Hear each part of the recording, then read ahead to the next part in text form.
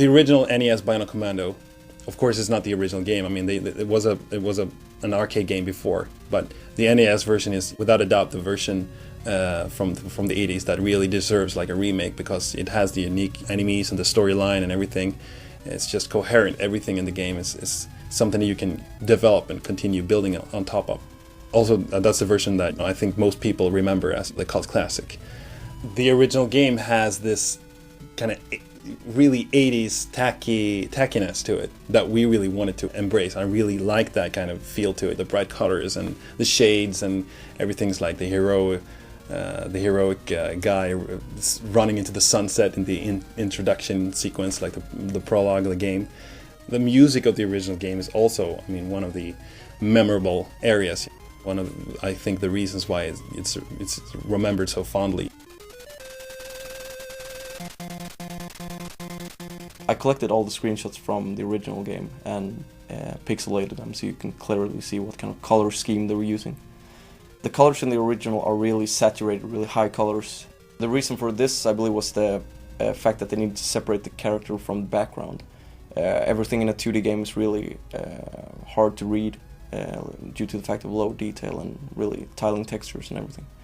So we wanted, of course, to keep the same style, not only because we like the actual colors, but also because we need the same kind of readability in our game.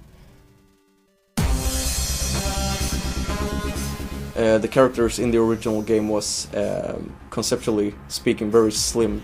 They were all a bit sci-fi army style, and that's something that I wanted to, create a sort of new approach to. While having few characters, I want very diverse visual or conceptual impact on each character. Rad Spencer, the Bioinc Commando, represents the street 80s. With the police jacket, army meets, cool 80s guy. Like, this guy goes to war in style. Yeah, exactly. That's the whole idea. And the reference for this was Iceman from Top Gun. Oh yeah. We had Marty McFly, also sort of 80s icons, legends. While Super Joe, we try to keep a more a specific American touch to. He has this kind of he's the American Sam hero. Elliott cowboy approach.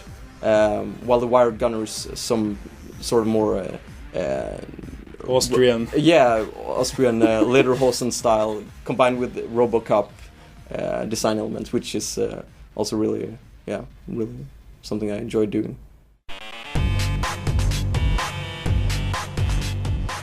The bosses of the original NES game, I mean, they weren't that great.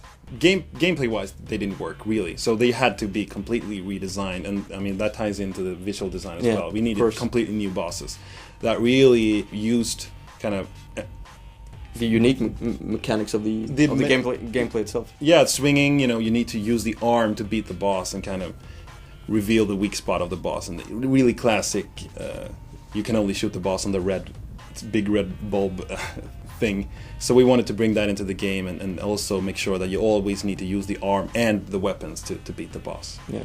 And we went crazy with the bosses. Yeah, we really did. All the boss concepts, I mean, they started on a gameplay concept. I had an idea for how we would fight the boss, and then I brought it to Jacob, and then the visual, like the design of how it should look in detail, really took shape. Yeah, it was definitely a gameplay governed design process, where the bosses in some cases might look odd simply because they support a strange or unique gameplay. I had an idea of a boss where you would kind of unscrew bolts on the front of it, and shield plates would fall off, and then you would reveal like the weak spot of the boss. Yeah, it is. Well, in the original there was a silly enemy, I can't remember which area, but Area 7. Yeah, Area 7 was controlling a small tank of some sort. Yeah, some kind of machine device, and that's something we just used as to ignite the inspiration for the siege machine, or all the bosses actually being controlled by small people. Still a element which is hilarious and needed to be taken care of in some manner. Working and collaborating with Capcom is wonderful. It's an honor working with a company that made so many great games that I played when I was a kid. We have Gunsmoke, we have Mega Man, of course, we have DuckTales, all with great graphics, great music, great gameplay, everything that set the bar for so many genres. Working with them and learning from their expertise and experience within making games, and also being able to bring your ideas to the table and have them, look at that and say, yeah, this is good, work with this. It's so enjoyable. People have been waiting for 20 years for a sequel or a remake of this game, because the wire mechanic doesn't age, so it's timeless. The fan expectations are, of course, huge.